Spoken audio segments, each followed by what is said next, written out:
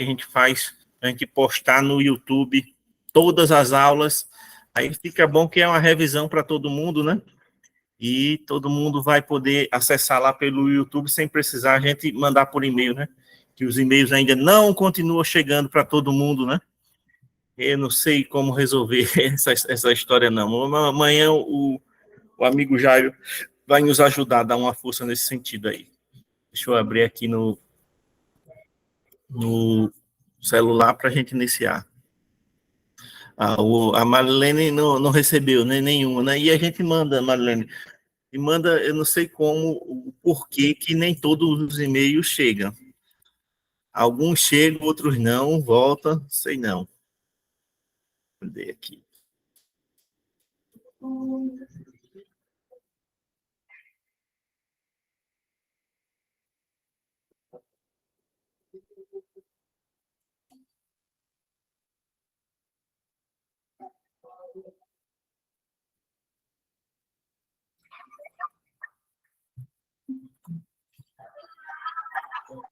Vamos lá.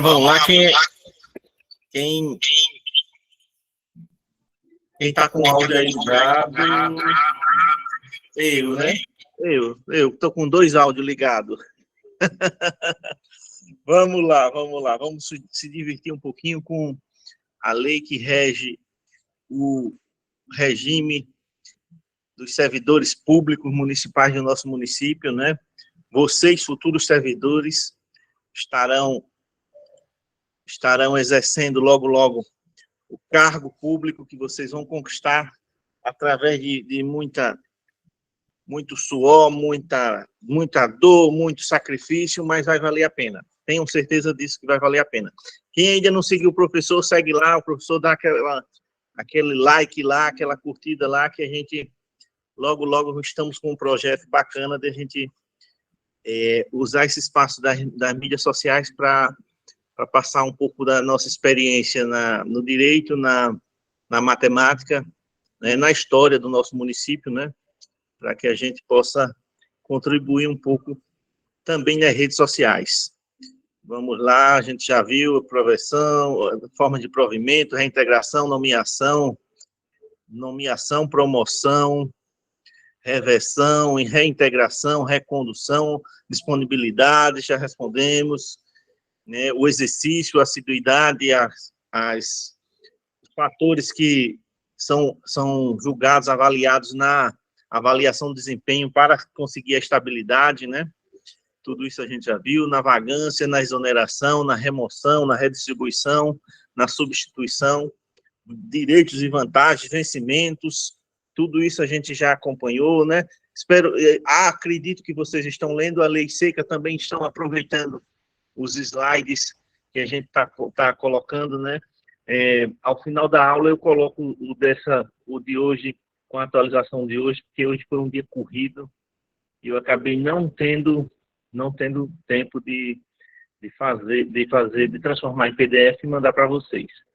Mas irei fazer isso assim que terminar a aula e já irei postar, né? Vou começar aqui também a imprimir, enquanto a gente está tendo aula, vocês vão ouvir o barulhozinho da impressora, que a impressora já vai estar trabalhando para imprimir as provas, simulados que vão acontecer no dia 16, né? A gente parou aqui na questão 25, né? A questão 25 a gente inicia aqui com concessões.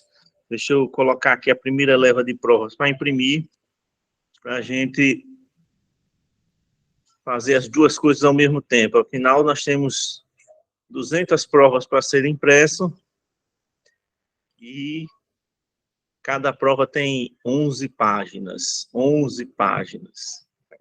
10 páginas, né? Que a primeira folha é a folha só com as informações sobre a prova, né? Então, são 10 páginas, frente e verso, 5 páginas, molezinha. Em 2 horas a gente termina essas 40 questões, tranquilo. Sem problema nenhum. Questões escolhidas com o maior carinho, baseada nas provas do concurso que a banca que vai ser a nossa banca trabalha, né? o modelo, o estilo é baseado na prova. Com isso, a gente vai conseguir, com toda certeza, fazer um bom teste no domingo. Alguém colocou presente e eu tinha esquecido de colocar aqui para iniciar a chamada, viu, gente? Iniciando a chamada, viu?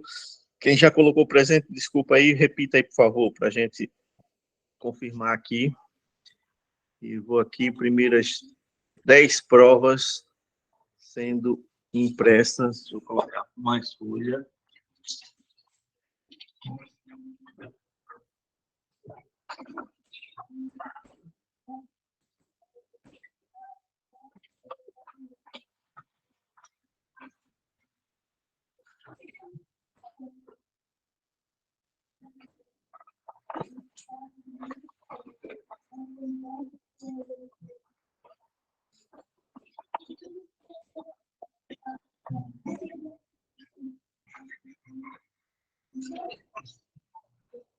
Vamos lá.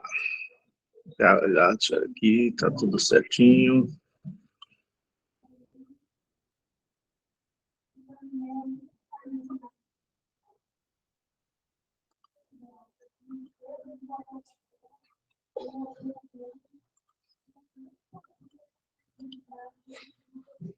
Vamos lá. A gente parou no artigo 97, né?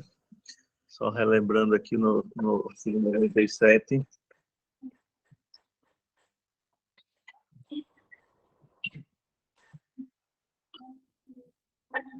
Noventa e três.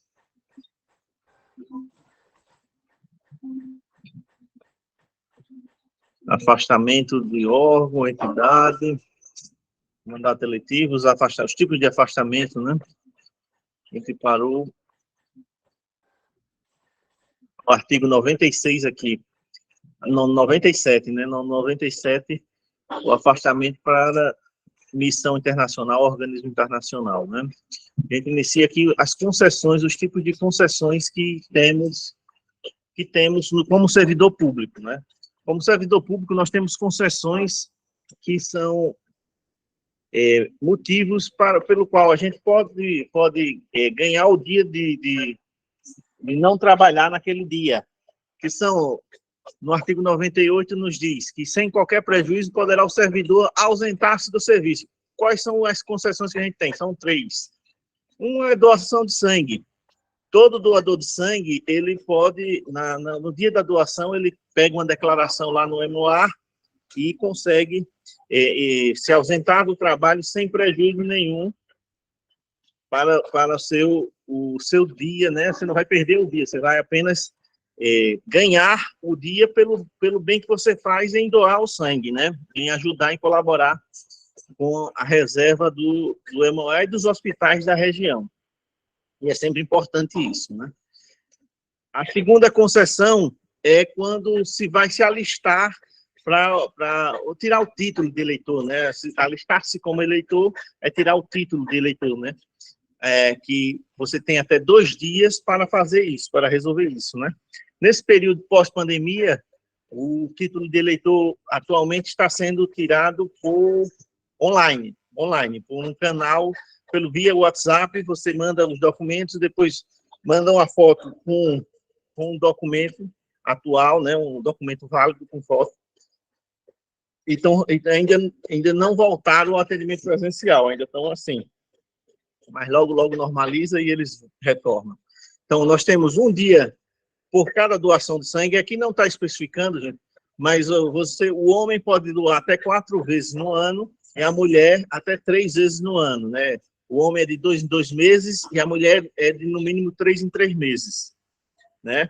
Aí, cada vez que for doar, você tem direito a ter esse dia, né, de serviço dispensado, né? A sua boa ação lhe dá o benefício de você poder ausentar-se do trabalho sem ter prejuízo nenhum, apenas confirmando, levando a declaração lá do MOA, né?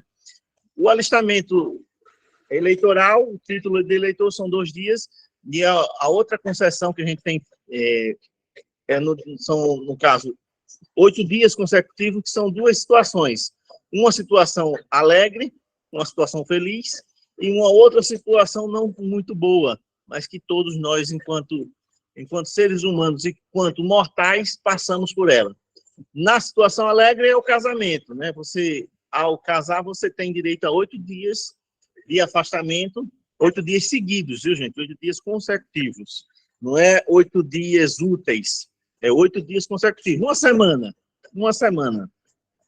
E a outra é no caso de falecimento, né? Que é a questão triste, né? Falecimento do cônjuge, falecimento do companheiro, falecimento dos pais, falecimento do padrasto, da madrasta, dos filhos, dos enteados, menor sob guarda, né? Se você tiver algum processo de adoção, a guarda de alguma criança, e aquela criança falecer, você também tem direito a esse afastamento, essa concessão de você ficar 8 dias no luto, né? 8 dias de alegria no casamento e 8 dias de luto no falecimento. Essas são as 3 concessões que a gente tem. Doação de sangue, 1 dia, e a gente tem que guardar esses números. Doação de sangue, 1 dia. Alistamento eleitoral, 2 dias. E casamento ou falecimento, 8 dias, né? E até irmãos nossos, no falecimento, a gente também pode se afastar e não trabalhar por motivo de luto, né? No artigo 99, o artigo 99 diz: será concedido horário especial ao servidor ajudante quando comprovada a incompatibilidade entre o horário escolar e o da repartição, sem prejuízo.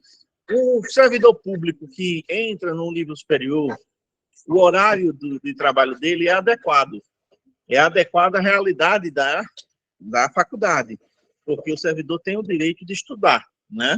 Se o nível superior é à noite, o servidor trabalhava à noite, ele vai ter que ser colocado, lotado durante o dia.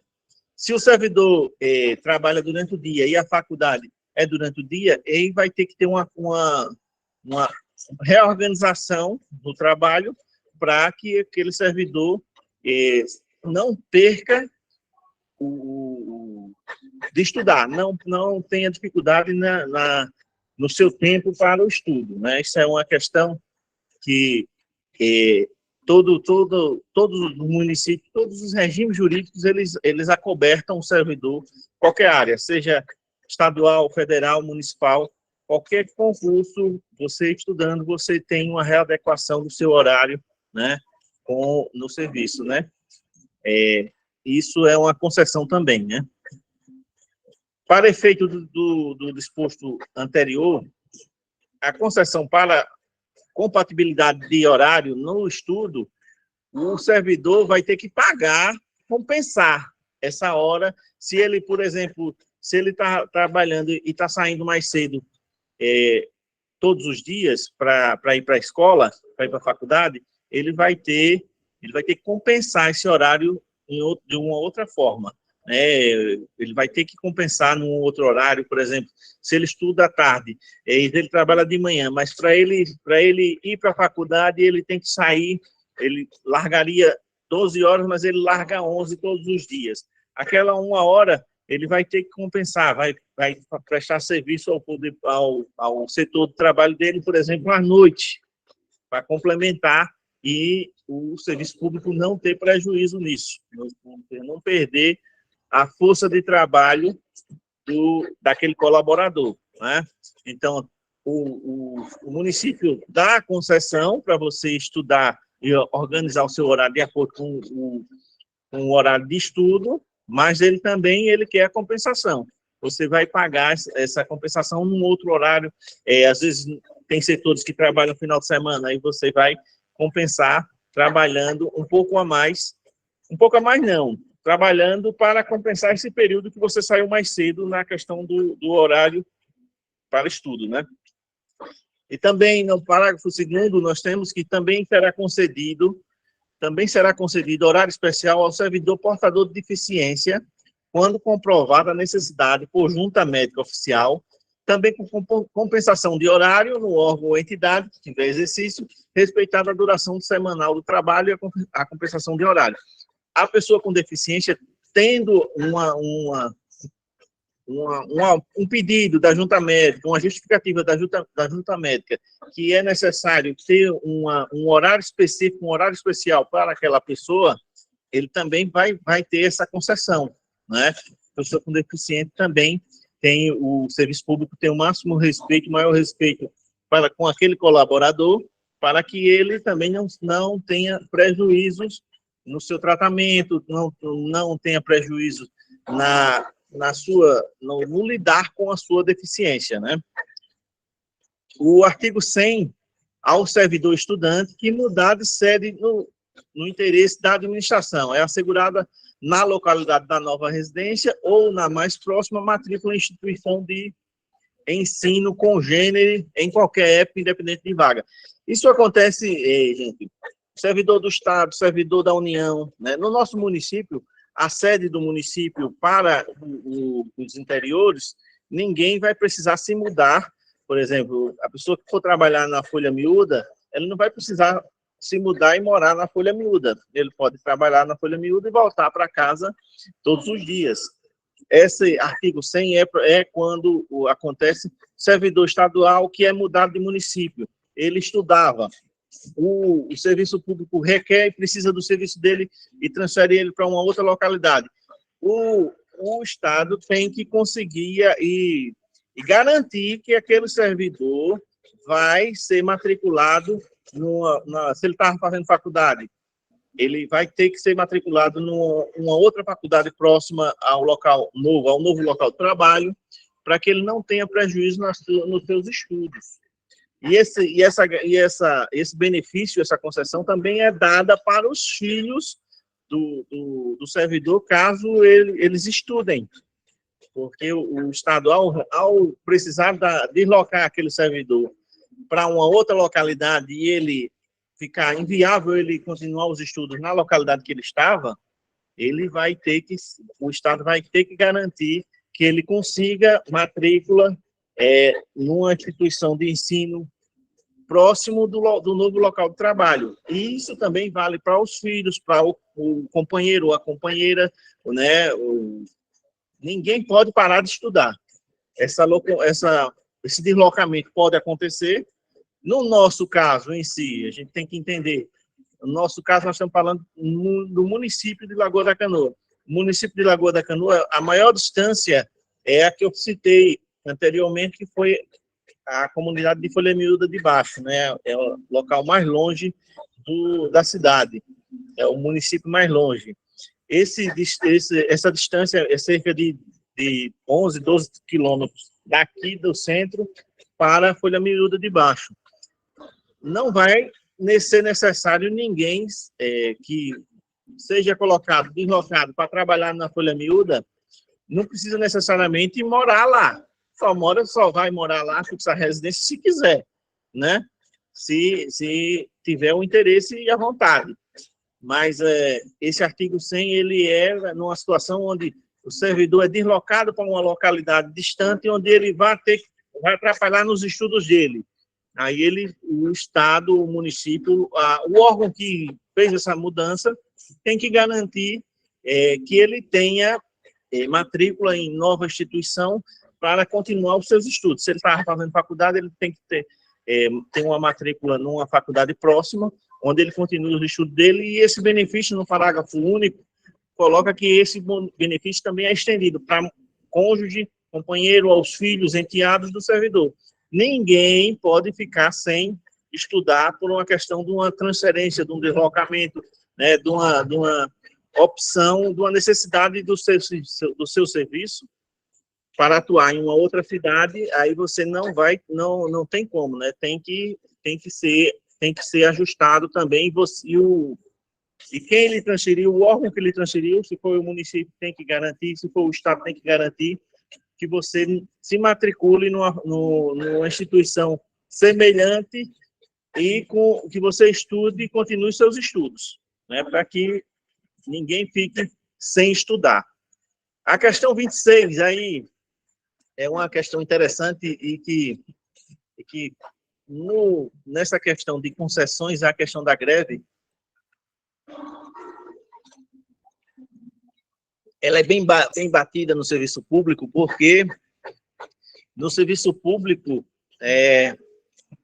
o direito de greve não é integral, né? Não é integral.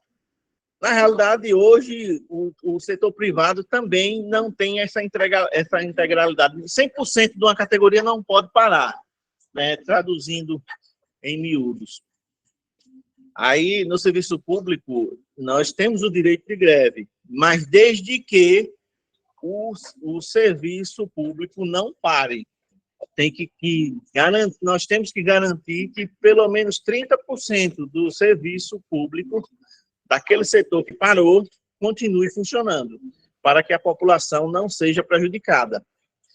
É uma concessão, você tem um direito de greve, mas ela tem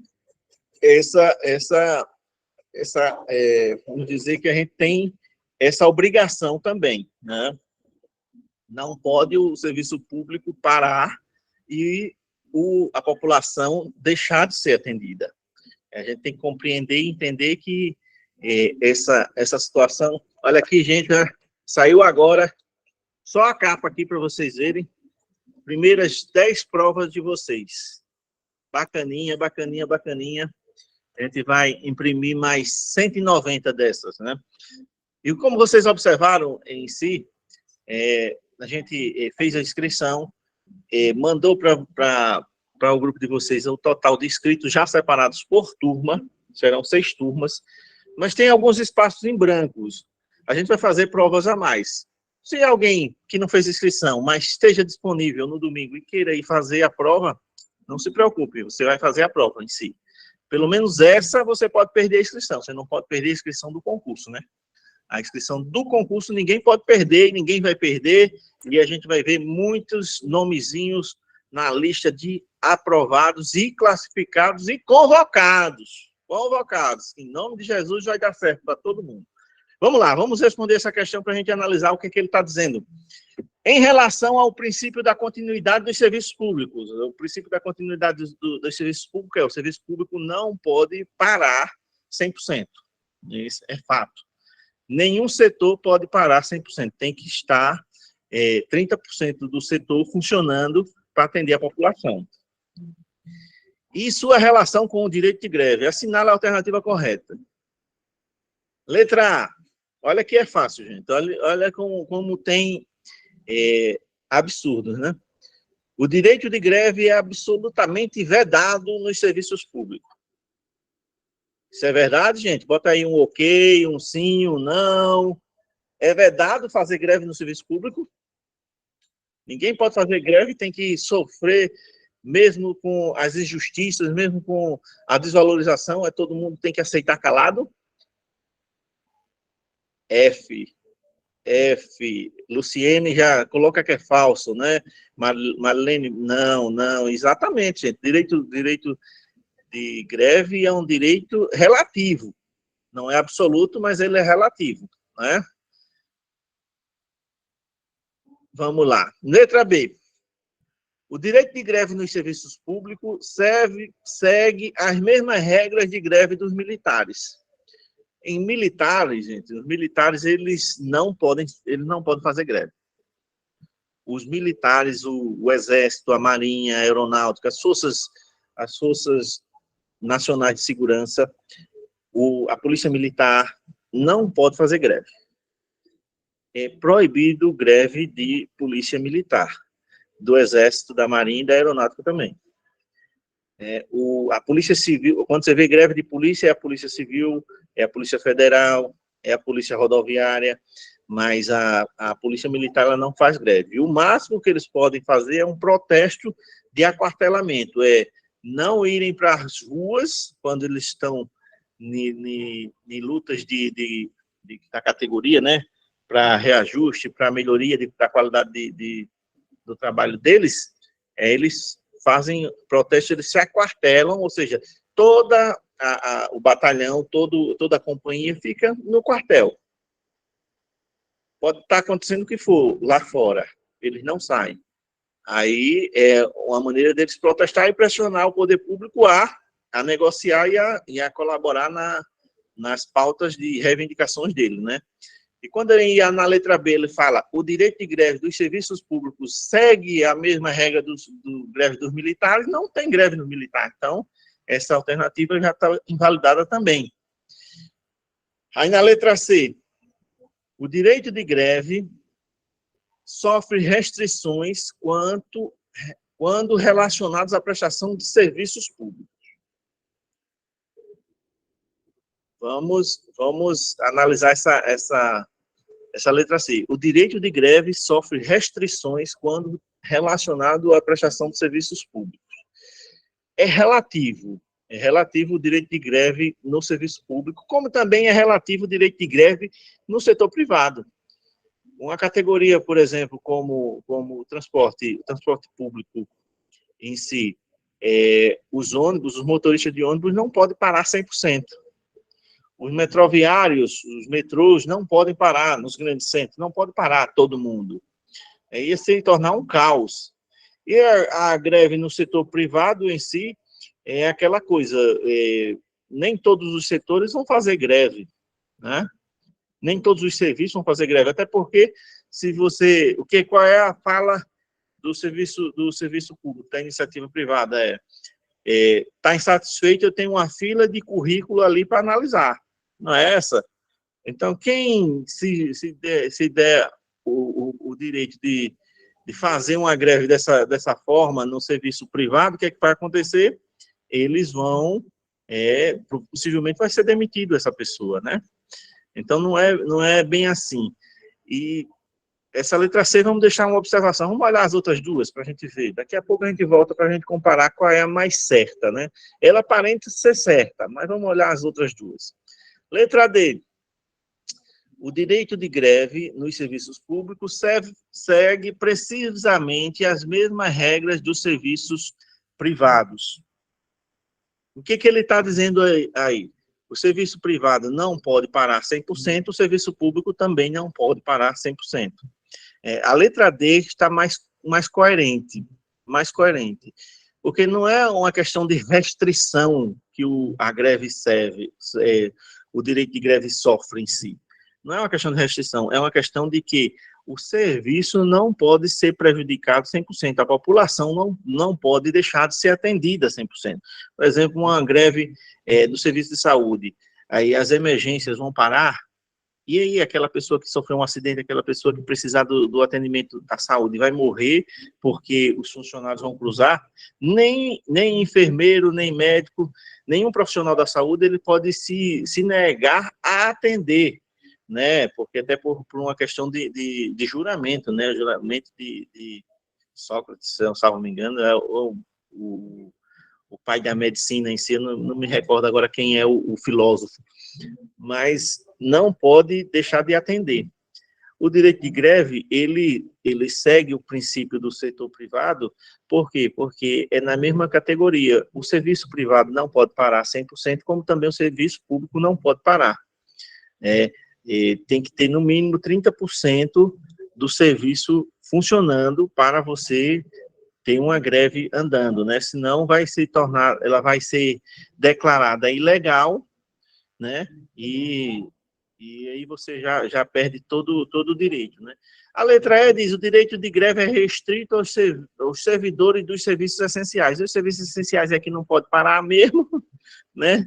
Os serviços essenciais não pode parar, né? Então, a nossa resposta aqui é a letra D.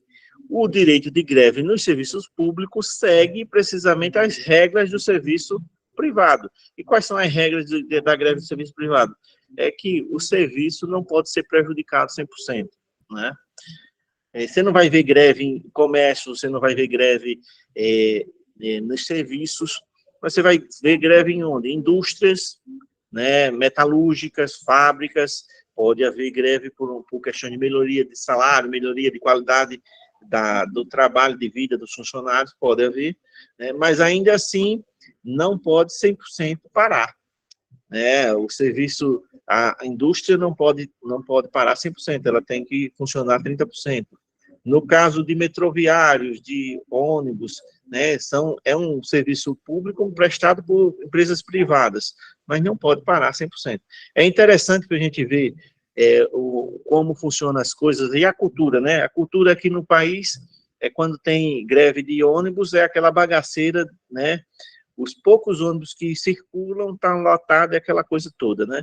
Sabe como é que funciona no Japão quando tem alguma questão e os motoristas se reúnem e definem uma coisa? Eles continuam trabalhando, só que eles não cobram a passagem. Olha como o que significa. Eles vão para a empresa, pegam um dia normal de trabalho, só que em vez deles pararem e cruzarem os braços, eles continuam trabalhando, só que eles não recebem a passagem de nenhum passageiro. Vocês acham que funciona mais a greve nossa aqui, que para tudo e dá aquele transtorno todo e a população fica contra os trabalhadores, muitas das vezes, né? Ou funciona o método do Japão, a cultura do Japão? E aí, participem aí, colaborem aí com essa reflexão. Aqui no Brasil funciona mais ou no Japão? Do Japão, né, Alexandre?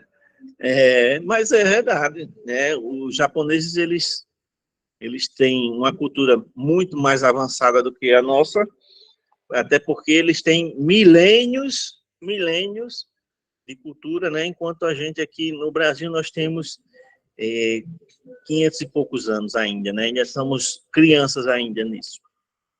Mas a gente chega lá um dia, né? Vamos lá. Entre os direitos dos servidores públicos, essa é uma questão de revisão, uma questãozinha de revisão. Vamos ver quem é que está ligado aí, mas a alternativa em si tem algumas coisas que a gente já tira já descarta logo a alternativa. Entre os direitos dos servidores públicos sujeitos ao regime jurídico único, além de outros estabelecidos na lei, podemos citar o direito a gente observa que ele está tratando da remuneração do trabalho noturno, né?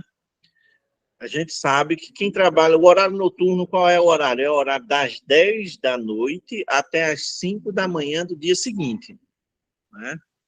O horário noturno é das 10 da noite até as 5 da manhã do dia seguinte. Não é... agora eu estou trabalhando à noite, né? A gente começa às 7 horas e vai até mais ou menos 10. Mas eu não vou ter direito a acréscimo nenhum na remuneração por trabalhar esse horário. Isso é um horário normal. Agora, de 10 horas em diante, a gente sabe que quem trabalha nesse horário, a gente tem uma coisa chamada adicional noturno, né?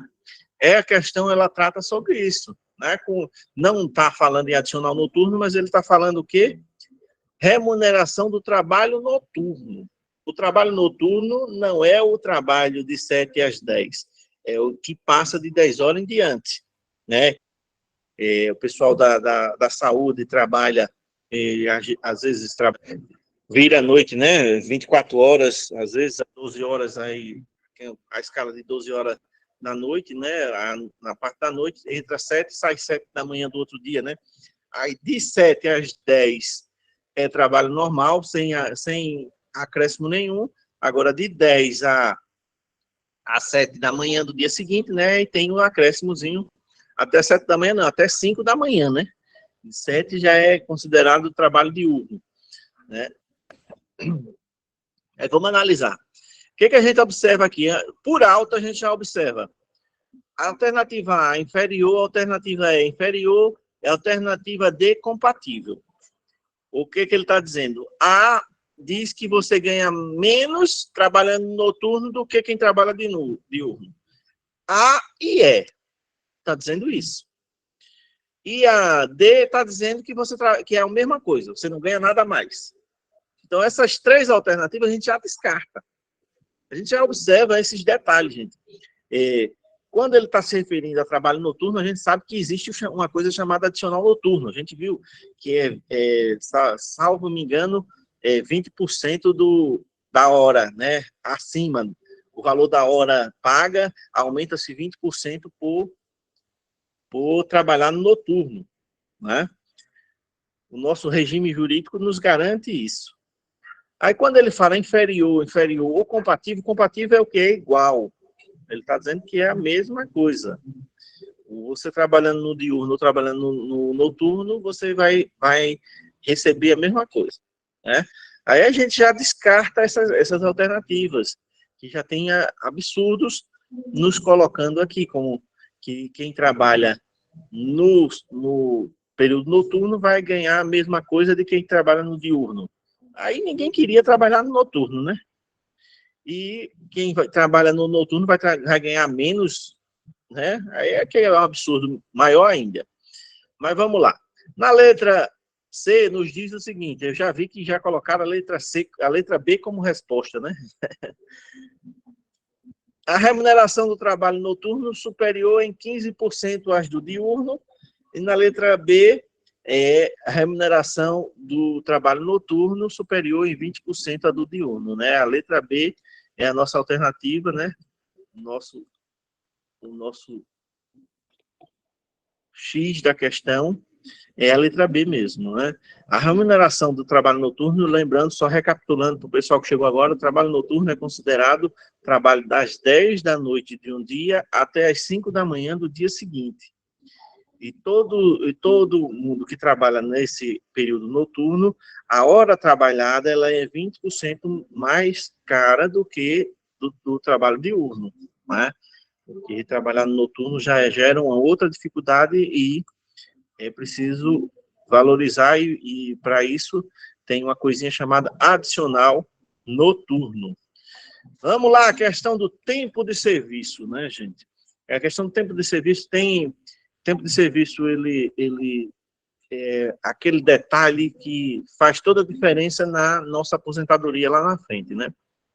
Então, o pessoal que está trabalhando hoje, contratado esse tempo de serviço do contrato, se houve contribuição do INSS, lá na frente vocês vão poder averbar, quando vocês se tornarem efetivos e efetivas, e vocês vão se tornar efetivos e efetivas, vocês vão poder pegar uma declaração do INSS que vocês trabalharam esse período, vocês estão trabalhando contratado, aí vão dar uma certidão, e essa certidão vocês vão poder averbar o tempo de serviço aqui, né? Aqui no Serviço Público Municipal, né? Que isso vai ajudar. Quem trabalhou carteira assinada e tem um tempo na carteira, aí vai poder também pegar essa certidão lá no INSS e vai poder averbar aqui no tempo de serviço. Isso é um direito que nós todos temos,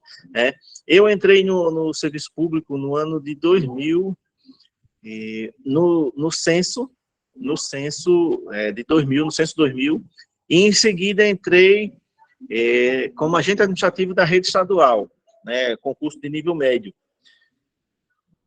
Aí, em 2005 eu fiz para secretário, concurso de nível superior, e passei. Os 6 anos que eu tinha, né, os 5 anos que eu tinha de trabalho, de 2000 a 2005, eu entrei no Estado como secretário em 2006, eu fui chamado em 2006. Aí, esse período todo, eu peguei uma certidão, né, e averbei, né? Hoje eu tenho no serviço público 23 anos de serviço público já, né? Eu comecei novinho, né, gente? Não sou tão velho assim, mas eu comecei novinho. Ô, professor. Estava com 19 anos quando comecei a trabalhar. Diga aí. E quando a gente faz essa averbação, quando a gente for se aposentar, tem alguma alteração no nosso salário?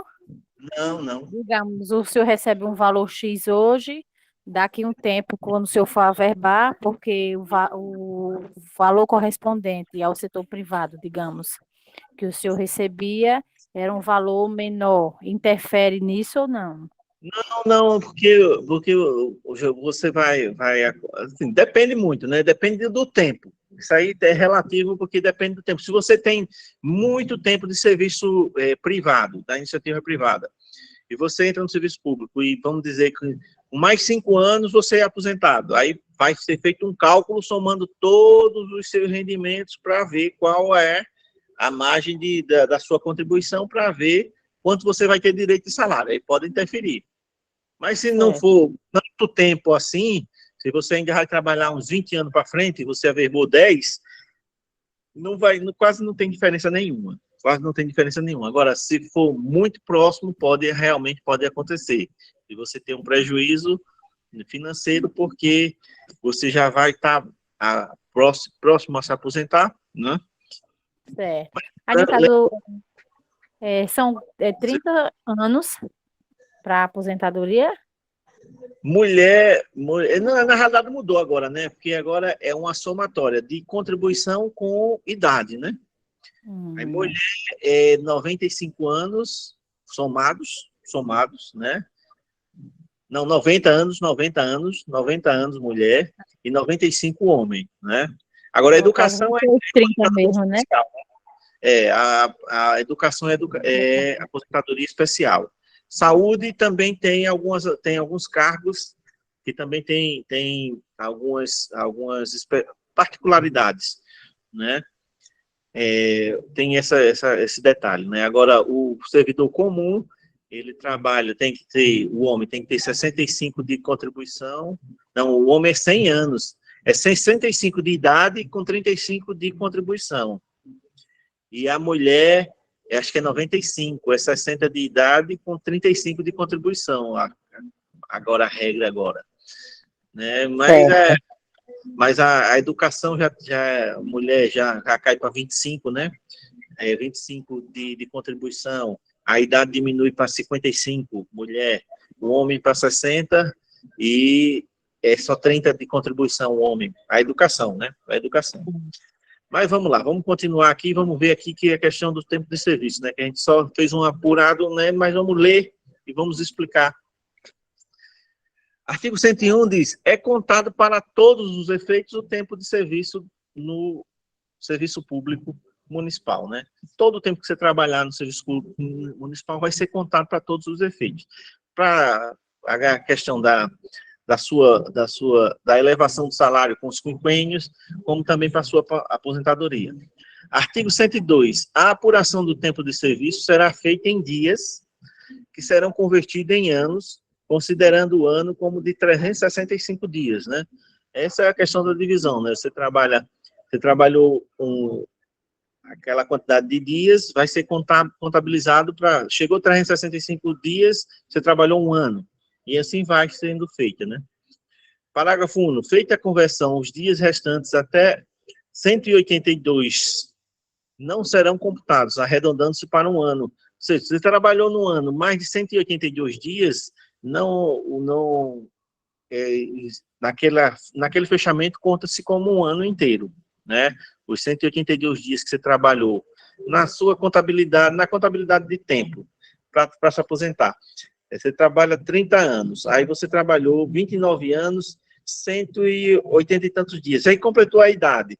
Você dá a entrada na sua aposentadoria, aqueles 185 dias que você trabalhou no ano final, vai computar como um ano inteiro e você vai ter acesso ao seu benefício em si. É mais ou menos isso. Passou de 182 dias, é arredondado para cima um ano inteiro. Na contagem, nessa conversão de tempo. Artigo 104. Além das ausências ao serviço previstas no artigo 98, são considerados como de efetivo exercício. O artigo 98 que a gente viu, né, são as concessões, doação de sangue, alistamento eleitoral e casamento ou falecimento de pessoa próxima, né? É o que trata o artigo 98, que são ausências ao serviço que você não tem prejuízo nenhum e não tem falta, né? Aí, outros afastamentos que também são considerados sem prejuízo nenhum. As férias, né? As suas férias, é sagrado, você não vai ser penalizado nas suas férias, período de férias, e conta para a sua aposentadoria, os 30 dias de férias conta para a sua aposentadoria, né?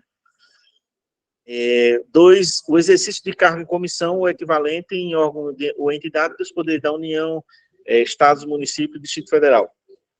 você está exercendo um cargo comissão em uma outra cidade, o seu tempo de serviço está rodando normal. Esse trabalho que você está exercendo lá, você não vai ter prejuízo nenhum aqui no seu tempo de serviço aqui.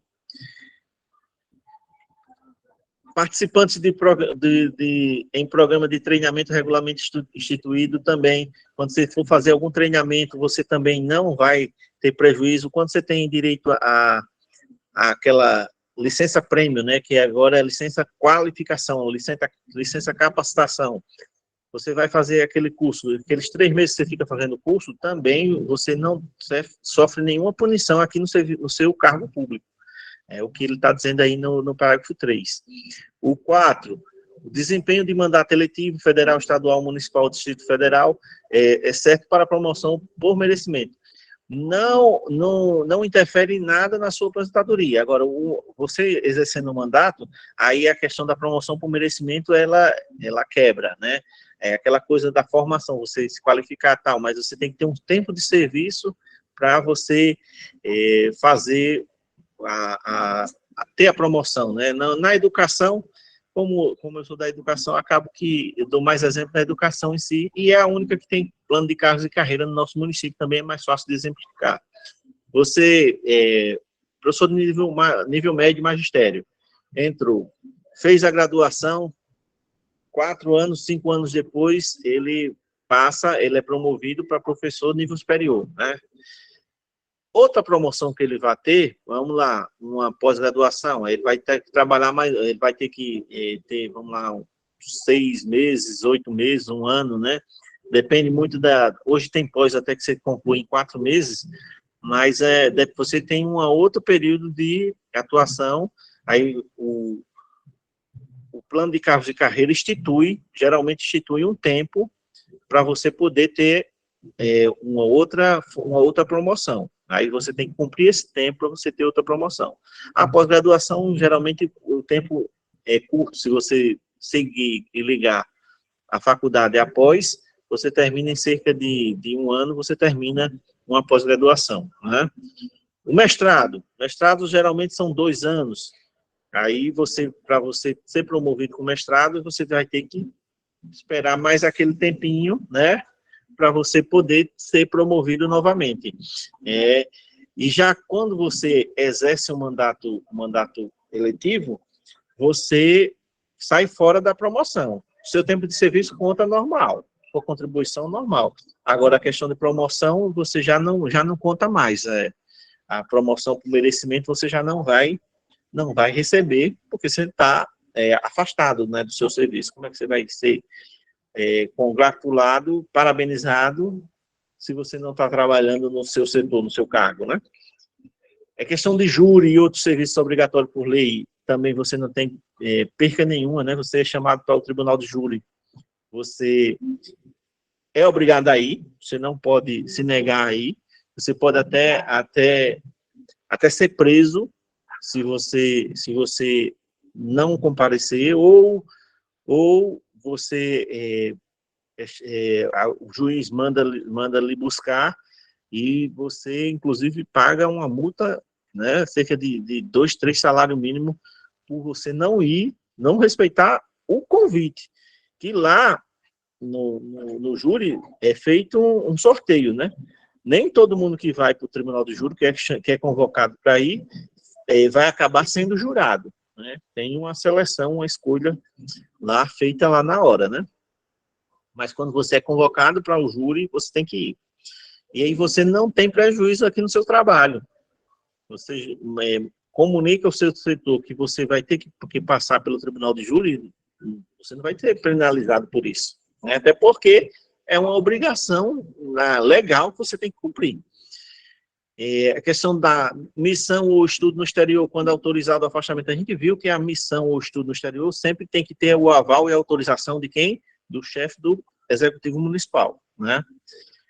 Sem autorização, ninguém vai ser permitido um servidor fazer um curso lá fora, nos Estados Unidos, não. Tem que ter autorização do chefe do Poder Executivo, para poder você ter essa liberação, né? E missão também mesmo sendo, se você for vamos dizer, um médico efetivo aqui e seja convocado pela Cruz Vermelha para participar de uma missão internacional, tal. Para você deixar o seu serviço aqui, você tem que ter autorização do chefe do Poder Executivo Municipal, né? No caso aqui, a atual chefe é Tainá. Tainá teria que autorizar essa missão, essa ida sua para estudo ou para missão. Licença, na licença gestante, o adotante e a paternidade também, você não tem prejuízo nenhum, né? A mulher gestante passa aquele período de 4 meses, né, de licença, sem prejuízo nenhum no seu cargo público, sem prejuízo nenhum no tempo de serviço para a sua aposentadoria, é um direito. Como também, quando a mulher também adota, ela tem o mesmo direito aos 4 meses de afastamento, né?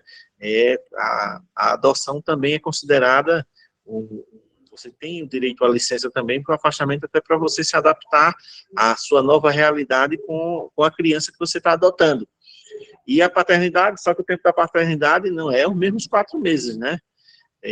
A paternidade, a licença paternidade é menor, bem menor, né? São 7 dias, salvo me engano, a licença paternidade, né?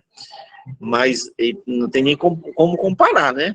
Até porque o pai vai ter que voltar a trabalhar com força para sustentar 2 bocas, né? Ou 3 ou 4, né?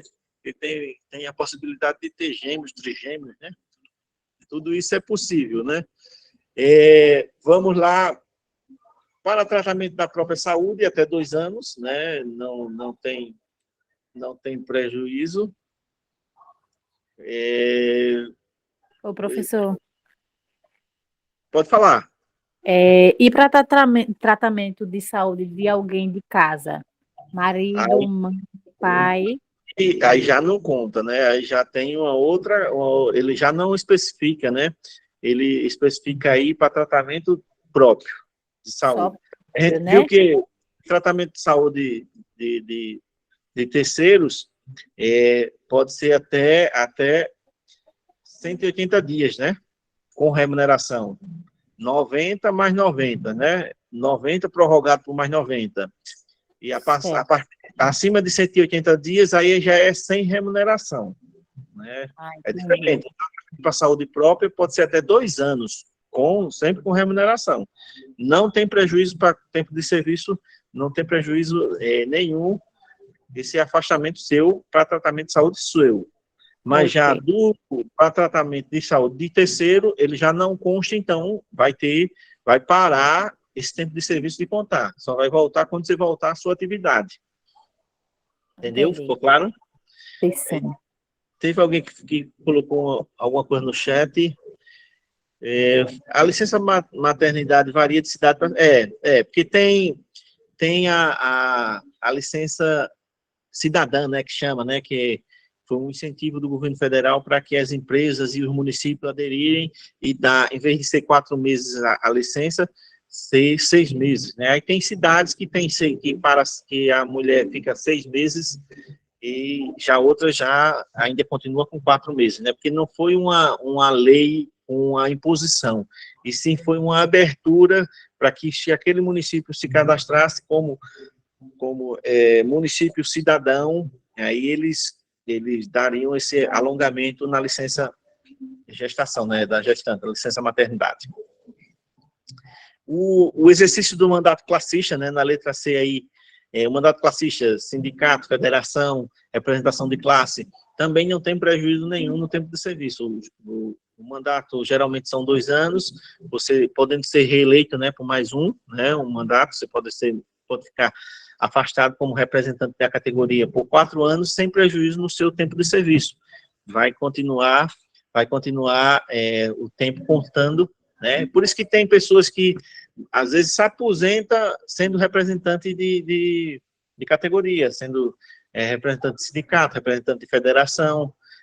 No caso aqui, eu falo federação e sindicato, porque nós temos aqui o sindicato, Sinteal, Sindicato dos Trabalhadores da Educação, né? Trabalhadores e trabalhadoras da educação, e a federação, FEDAX, se não me engano, que é a Federação dos Agentes de Saúde e Agentes de Endemias, que temos representantes aqui no município, né, que fazem parte do diretório estadual dessas duas entidades. E esse mandato classista não tem prejuízo nenhum por tempo de serviço também.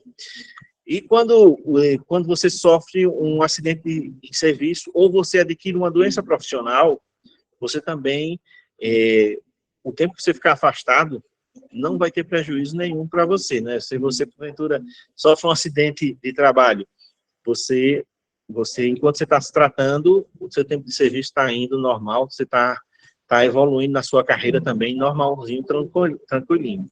E doença profissional, né? Também, quando você adquire uma doença profissional, ela é oriunda e fruto do trabalho que você faz, da repetição do trabalho que você faz. Aí, isso também, você, enquanto você estiver se tratando, não vai ter nenhum prejuízo com relação ao tempo de serviço. Para a capacitação e prêmio por assiduidade, né, aquela história que eu já falei, né, ou convocação para o serviço militar, também não tem prejuízo nenhum, né, e deslocamento para a nova sede, de que trata o artigo 32, é quando é o deslocamento para uma outra cidade, né, que não é o caso aqui do nosso município.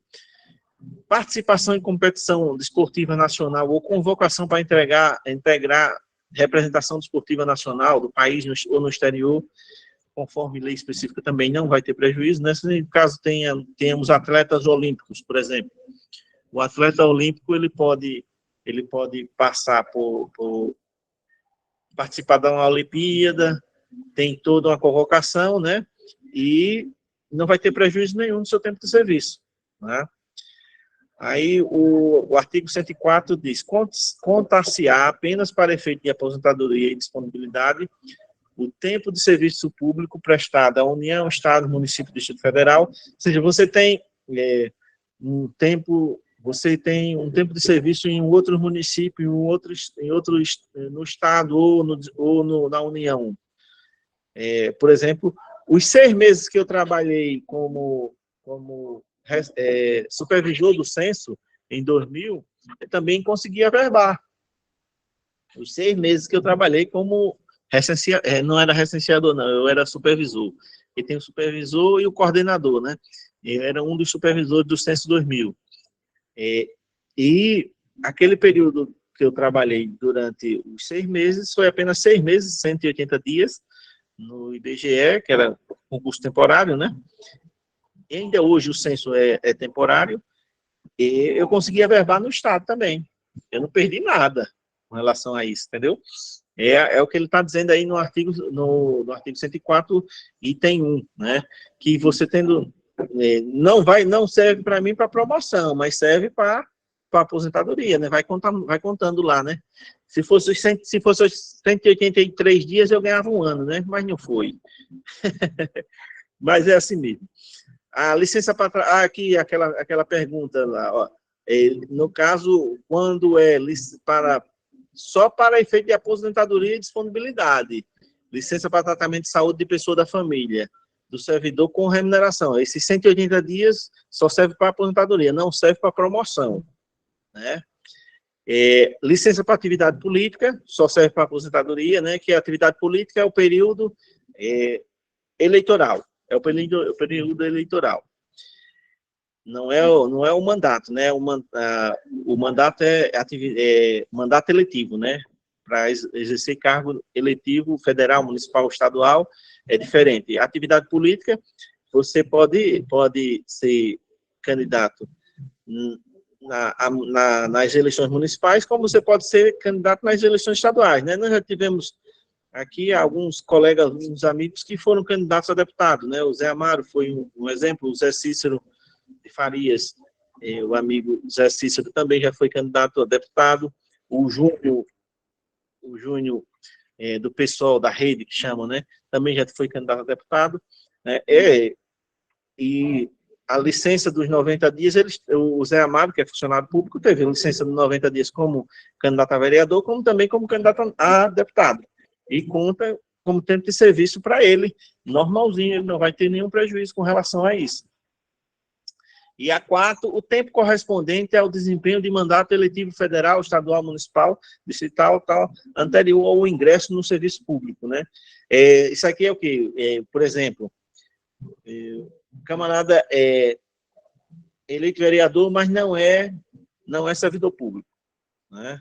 Agora, no concurso, vamos colocar que nós tenhamos hoje eleitos vereadores que não são servidores públicos efetivos, mas que no concurso eles consigam passar.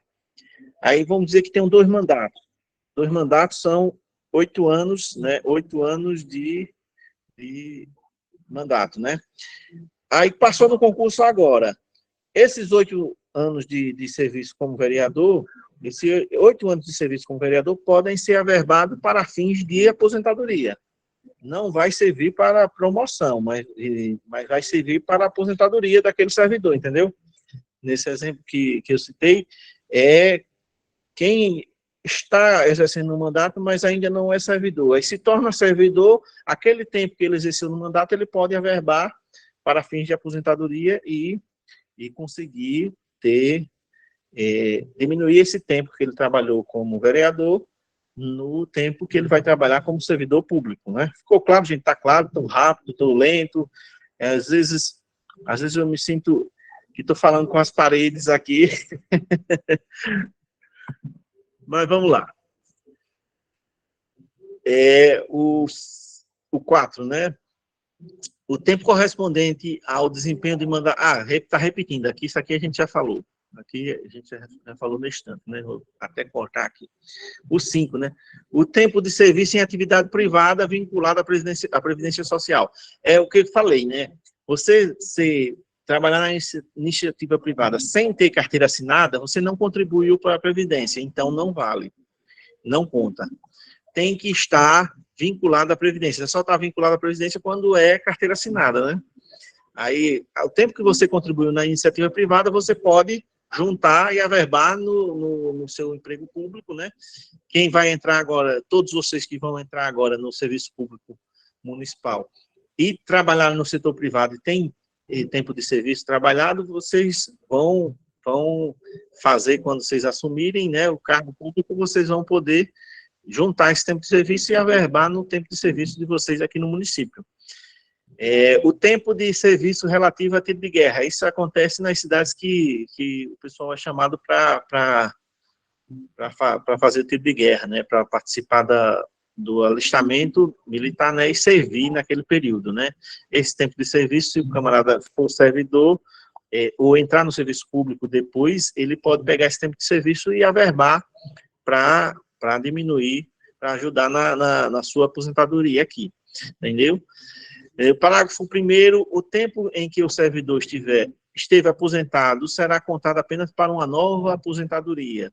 Isso aí no caso do servidor, por exemplo, o professor, ele se aposenta e faz um novo concurso, né?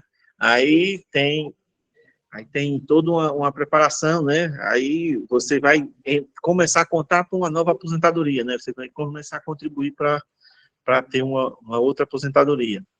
Parágrafo 2º, será contado em dobro o tempo de serviço prestado às Forças Armadas em operação de guerra. Caso aconteça uma guerra e os convocados, por exemplo, né, eu sou reservista, eu sou convocado para ir para a guerra.